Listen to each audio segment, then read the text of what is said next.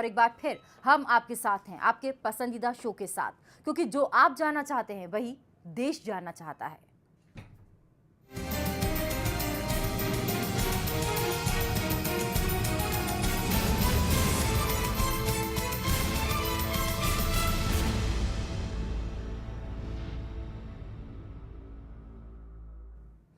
हिंदुस्तान आज एक बार फिर से शर्मसार है, क्योंकि नॉर्थ ईस्ट के लोगों से नफरत की खबरें थमने का नाम नहीं ले रही। देश जानना चाहता है कि नॉर्थ ईस्ट से नफरत की वजह क्या है। देश जानना चाहता है कि नॉर्थ ईस्ट के लोगों से नाइंसाफी क्यों हो रही है।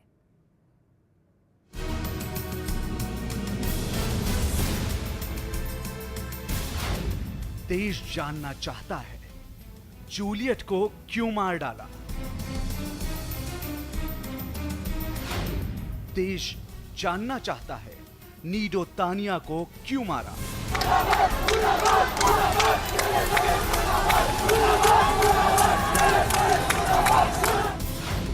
देश जानना चाहता है नॉर्थ ईस्ट के बच्चों पर हमले क्यों।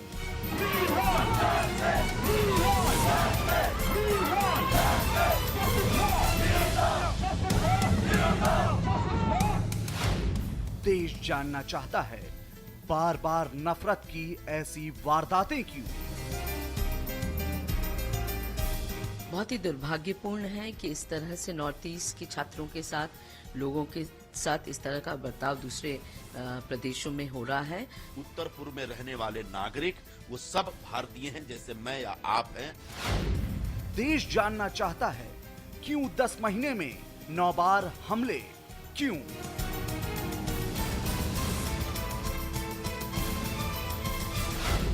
देश जानना चाहता है ये नस्ल भेद नहीं तो और क्या है।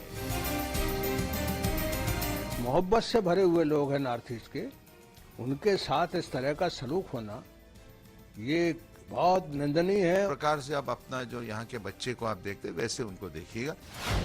देश जानना चाहता है देश में ही अपने क्यों हुए पराए।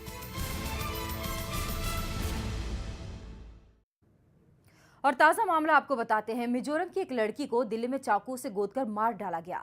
इससे पहले गुड़गांव में नागालैंड के 2 युवकों की पिटाई की गई और उससे पहले बेंगलुरु में कन्नड़ नहीं बोलने पर नॉर्थ ईस्ट के युवक की जमकर पिटाई कर दी गई। ये तीनों ही वारदातें हिंदुस्तान के मुंह पर तमाचा हैं।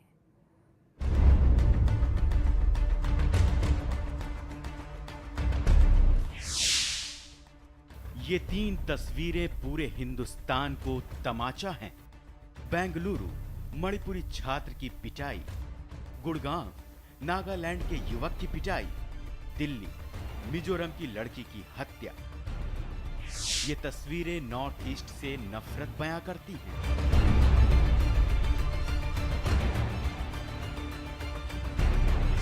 नॉर्थ ईस्ट से ऐसी नाइंसाफी क्यों हो रही है।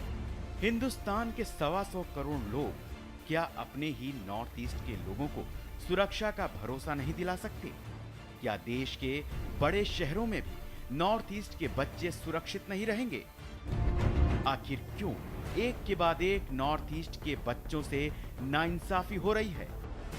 दिल्ली में जूलियट की हत्या क्यों की गई।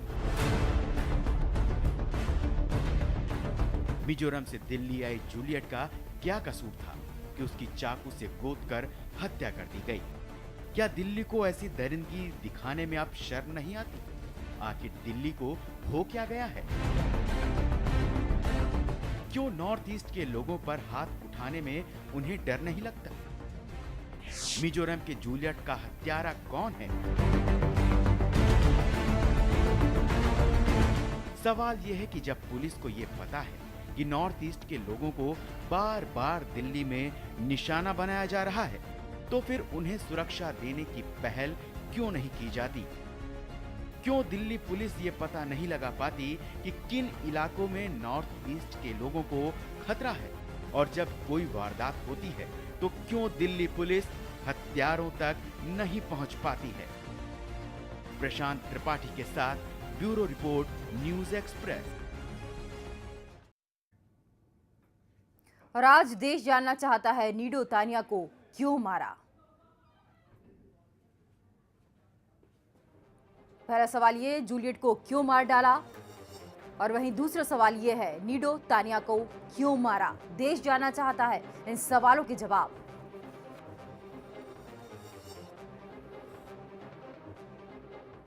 और खास मेहमान इस वक्त हमारे साथ जुड़ गए। हमारे साथ बरखा शुक्ला सिंह है, कांग्रेस की स्पोक पर्सन है। हमारे साथ शायना एनसीजी भी हैं, बीजेपी की स्पोक पर्सन है।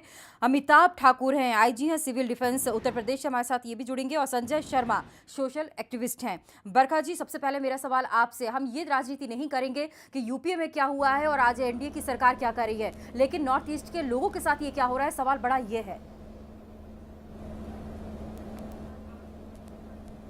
देखिए, इस पे मैं किसी भी यूपीए या नॉर्थ इसकी बात नहीं करूंगी। बात इस बात की है कि बच्चों को सुरक्षा मिलनी चाहिए। नॉर्थ ईस्ट के बच्चों को, जो बच्चे हमारे पास आ रहे हैं वो सारे हिंदुस्तानी बच्चे हैं, कोई बाहर से नहीं आ रहे हैं। और अगर बाहर से कोई आता भी है तो हिंदुस्तान जो है वो अतिथि देवो भव कहलाता है, हमारे यहाँ कहलाया जाता है कि हमारे यहाँ जो आता है वो उसकी हम लोग इज्जत करते हैं, सम्मान करते हैं। लेकिन जिस तरह से नॉर्थ ईस्ट के बच्चों के साथ आज के टाइम में इधर पिछले दिनों से जो लगातार घटनाएं हो रही हैं, वो बहुत ही शर्म की बात है। ये हमारे दिल्ली वालों के लिए, हम लोगों के लिए शर्म की बात है जो हम ऐसे बच्चों, अभी थोड़े दिनों पहले इसी मुनीरका गांव में एक 12-13 साल की लड़की का रेप हुआ था, जो हम लोगों ने बहुत मुश्किल से उसको संभाला। उसके बाद आज इस लड़की का मर्डर हुआ। कल गुड़गांव में लड़कों को पीटा गया, बेंगलोर में पीटा गया। तो ये इस तरह की जो बातें हैं, इन बातों का हल कैसे निकले, हमें इस बात पे सोचना है। पुलिस हो या समाज हो, समाज की इसमें बहुत जिम्मेदारी बनती है, क्योंकि पुलिस देखिए अपना काम कर रही है। पुलिस जो भी होती है अपना काम करती है। हम समाज की, हम सबकी जिम्मेदारी बनती है। मैं किसी पार्टी को नहीं कहूंगी, हम सब एक है। जब सरकार बन जाती है तो सबकी जिम्मेदारी एक सी हो जाती है कि वो इसको समझे और उस पे काम करें। हम लोग बैठे हैं काम करने के लिए, हमारी महिलाएं काम कर रही है। और मैं ये कहूंगी कि ये जो लड़की का कल मर्डर हुआ है मुनीरका गांव में, इसके आरोपी जो हैं उनको जल्द से जल्द पकड़ा जाए और उन्हें सख्त से सख्त सजा दी जाए। इससे पहले का जो भी मुलजिम है उसको हमने पॉस्को एक्ट के अंदर अभी जेल में डलवा रखा है। तो हम लोग अपनी तरफ से पूरा काम कर रहे हैं। लेकिन ये एक हीन भावना ये लोगों के दिमाग में बैठी है, क्योंकि जो भी नॉर्थ इसके बच्चे आते हैं वो ज्यादातर इन्हीं तरह के गांव में रहते हैं, क्योंकि वहाँ पे इजीली इनको जवाब लेते हैं, शायरा जी पैसे में रह लेते हैं। शायरा जी, ये क्या नस्ल भेद नहीं है? अपने ही देश में स्वतंत्र होकर मनमर्जी से नौकरी नहीं कर सकते हैं, पढ़ाई नहीं कर सकते हैं, अगर वो करने आते हैं तो उनके साथ इस तरह की घटनाएं होती हैं।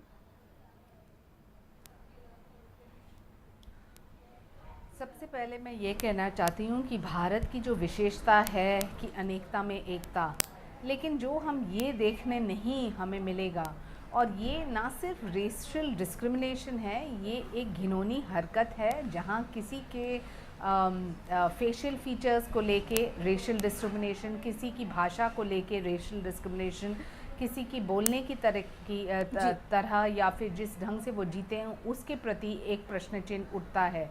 लेकिन ये हमने कभी नहीं समझा है कि नॉर्थ ईस्ट भारत का एक इंटीग्रल पार्ट है। मुझे लगता है कि मैं इसमें राजनीति न करूं कि कौन से प्रदेश में हुए थे ये हादसा, क्यों वहाँ के सरकार लॉ एंड ऑर्डर सिचुएशन को काबू में नहीं ला रहे हैं।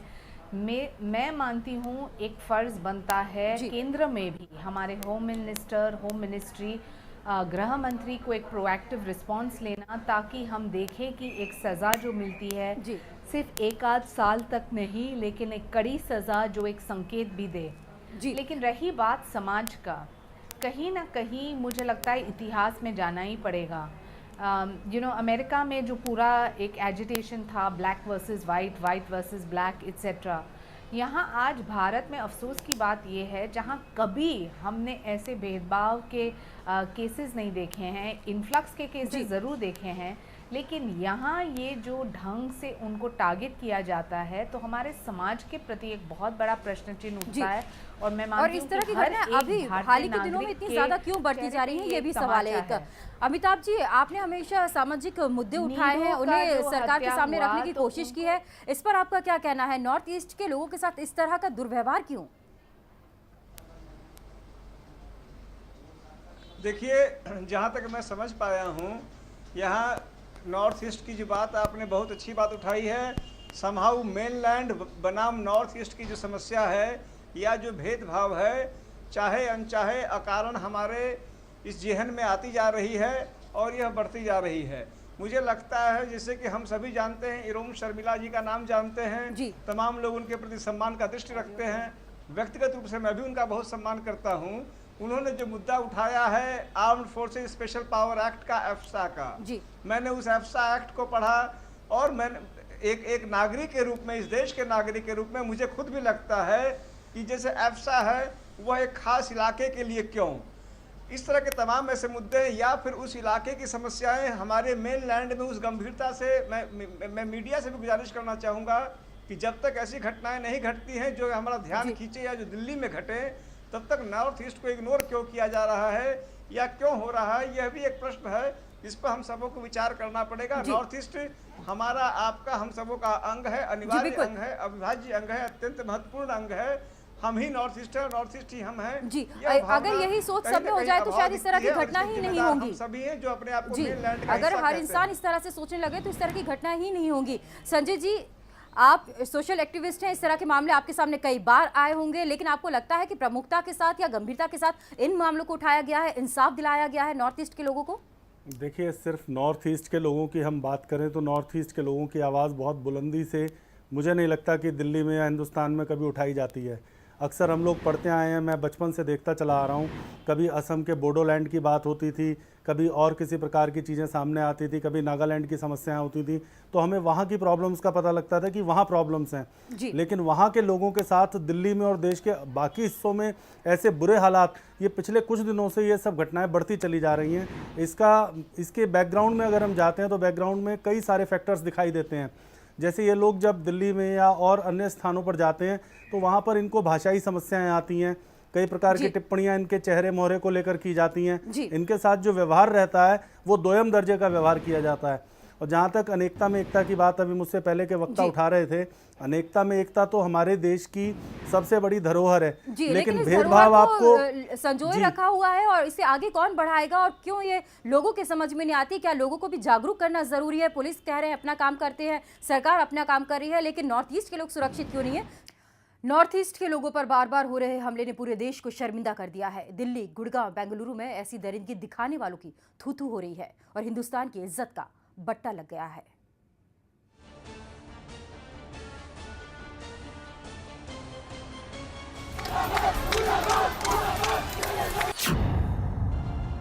देखो दिल्ली वालों कितनी थू-थू हो रही है।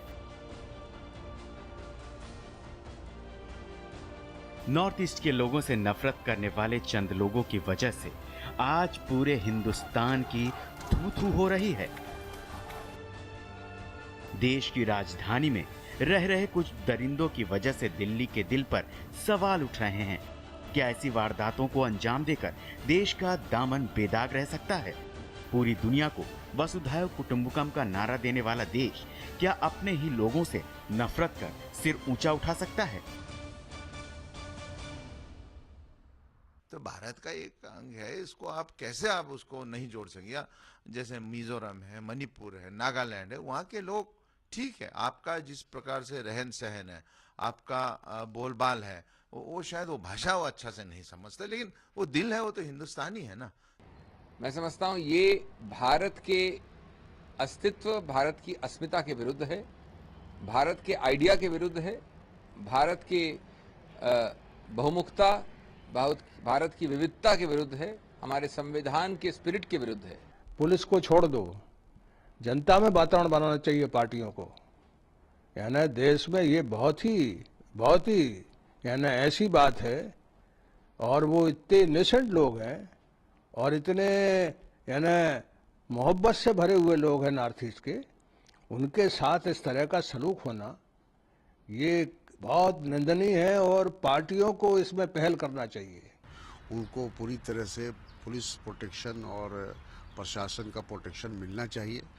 वो अपना घर बार छोड़कर दूसरे राज्यों में जाकर अपने जीवन को सुधारने की कोशिश कर रहे हैं, और इस तरह से उन पर अगर हमले होते हैं या उनको किसी तरह से अपमानित किया जाता है तो ये अच्छी बात नहीं है देश की एकता के लिए। नॉर्थ ईस्ट के लोग देश को दिल देते हैं, फिर नॉर्थ ईस्ट से ऐसी नफरत क्यों है? हिंदुस्तान के उत्तर पूर्वी राज्यों के लोग देश के जिस भी कोने में रह रहे हैं, उनसे किसी को कोई खतरा नहीं। नॉर्थ ईस्ट के किसी भी शख्स ने देश के किसी कोने में कोई ऐसा काम नहीं किया जिससे उनसे नफरत की जाए। तो फिर कुछ लोगों के दिल में अपने ही लोगों के लिए आखिर कैसी नफरत है कि वो नॉर्थ ईस्ट के लोगों से ऐसे पेश आ रहे हैं? क्यों हम लोग भी इंडिया है, इंडिया में पैदा हो रहा हूँ हम लोग। सिकंदरपुर में मत लियो, चले जाओ बोला, वो के लिए दोनों को माला। ये नस्ल भेद नहीं तो और क्या है? Racism is not only when Nido Kanya was killed on the streets of Delhi. It can also happen in the streets, it can also happen in the policies. It's happening in the homes. And this is exactly what we are protesting against. जो दिलों को जोड़ने इतनी दूर से आते हैं, क्या उन्हें हिंदुस्तानी होने का सबूत देना होगा? दिल्ली से लेकर बेंगलुरु तक जिस तरह से नॉर्थ ईस्ट के लोगों से नफरत की खबरें एक एक कर आ रही हैं, उसे देश का सिर शर्म से झुक गया है। और उससे भी शर्म की बात तो ये कि नॉर्थ ईस्ट के लोगों को अपना होने की दुहाई देनी पड़ रही है।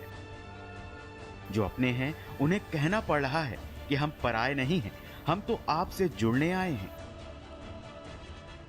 क्या है कि यहाँ के बच्चे जो है वहाँ ऐसा बात नहीं कि वहाँ नौकरी नहीं मिलता है, वैसा नहीं है कि वहाँ सिर्फ बेरोजगारी का समस्या या शिक्षा का वो जो विद्यालय विश्वविद्यालय नहीं है, लेकिन यहाँ इसलिए वो आते हैं ताकि वो हमारे देश से जोड़ने के लिए आते हैं, यहाँ एक्सपोजर के लिए आते हैं।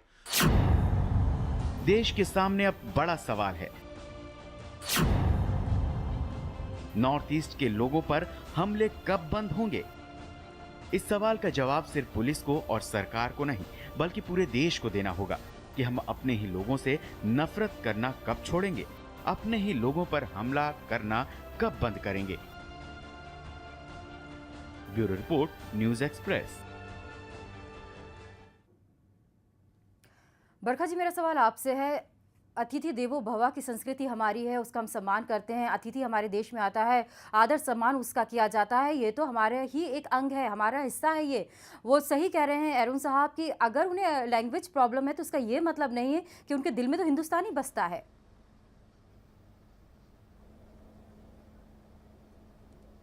बिल्कुल बिल्कुल ठीक कह रही हैं आप कि वो हिंदुस्तान एक्सपोजर के लिए आते हैं। मुझे पता है, मेरे बहुत से साथी लोग हैं जो नॉर्थ ईस्ट में रहते हैं, काम करते हैं, सोशल एक्टिविस्ट हैं, वो लोग भी इस समाज के लिए काम कर रहे हैं। लेकिन देखिए, इससे ये नहीं कि सारी दिल्ली या सारी दिल्ली के लोग खराब हैं। एक तबका है, एक बदमाश लोग हैं जिनको जो कि इस तरह की हरकतें करते हैं। इससे हम सारे देश को, सारी दिल्ली को जोड़ के नहीं देख सकते और उन लोगों के लिए हमें सख्ती से निपटना होगा, पुलिस को निपटना होगा, जो हमारी सामाजिक संस्थाएं हैं, जो एनजीओज हैं, उन सबको के काम करना होगा। हम लोग भी ग्रास रूट्स पे काम कर रहे हैं और हम चाहते हैं कि ये जितने बच्चे गाँव में रह रहे हैं, इनकी एक लिस्ट बना के कमीशन में दे दी जाए, थानों में दे दी जाए, ताकि उनको ये पता लगे कौन बच्चा कहाँ पे रह रहा है, ताकि हम लोग उनकी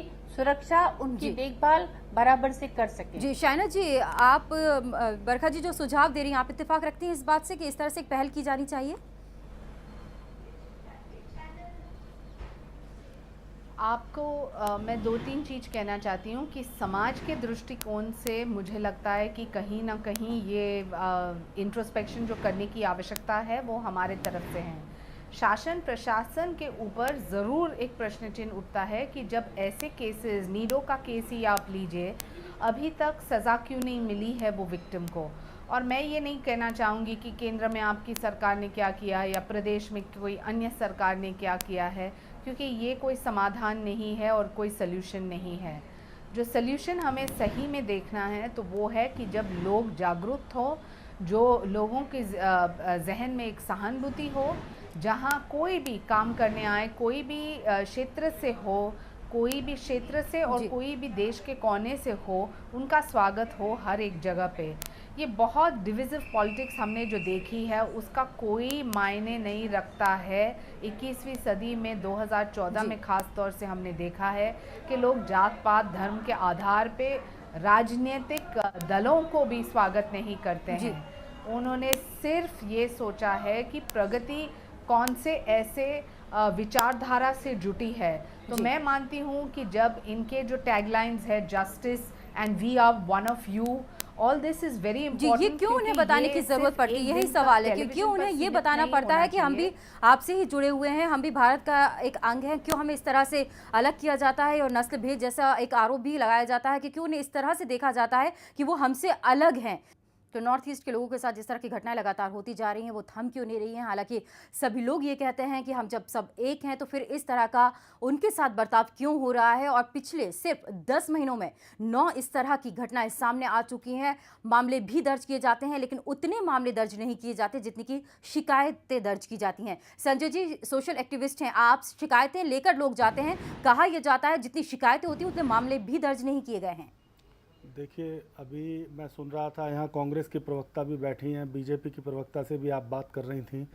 दोनों लोगों ने एक ही बात की है कि बिल्कुल देश एक है, देश में ऐसा होना चाहिए और ये सब हमारे देश का अभिन्न अंग है। 15 साल तक लगातार, मैं राजनीतिक बात नहीं करना चाहता हूँ, लेकिन 15 साल तक लगातार कांग्रेस का शासन रहा। उसके बाद से अभी हम लोग एक परिवर्तन लेकर आ गए कि मोदी जी की सरकार आ गई। इस दोनों सरकारों से मैं एक बात पूछना चाहता हूं कि विशेष रूप से नॉर्थ ईस्ट के लोगों के लिए इन लोगों ने कोई पॉलिसी क्यों नहीं बनाई है।